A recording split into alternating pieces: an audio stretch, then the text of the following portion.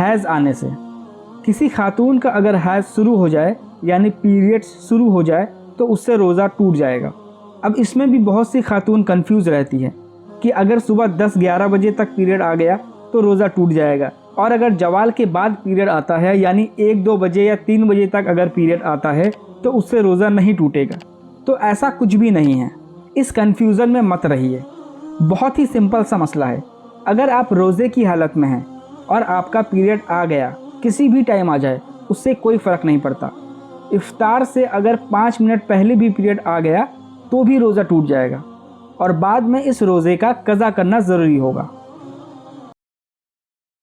بچے کی پیدائش سے، جب بچے کی پیدائش ہوتی ہے تو اس کے بعد سے عورت کا نفاس شروع ہو جاتا ہے، اس لیے اس کے بعد خواتین روزہ نہیں رکھ سکتی۔ بعد میں ان روزے کا قضا کرنا لازمی ہوگا۔ اور مان لیجئے کوئی خاتون حاملہ ہے اور وہ روزہ رکھتی ہے اور روزے کی دوران ہی اس کی ڈیلیوری ہو جاتی ہے، تو ایسی صورت میں بھی اس کا روزہ ٹوٹ جائے گا اور بعد میں قضا کرنا ضروری ہوگا۔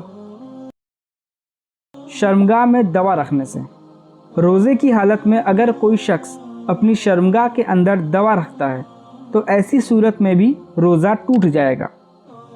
کئی ایسی سچویشن ہوتی ہے جس میں ڈاکٹر ایسی دوا دیتے ہیں جو شرمگاہ میں لگانا ہوتا ہے، جیسے بواسیر ہو سکتا ہے یا عورتوں کی کچھ بیماریاں ہوتی ہے جس میں ڈاکٹر ایسا کرنے کو کہہ سکتے ہیں۔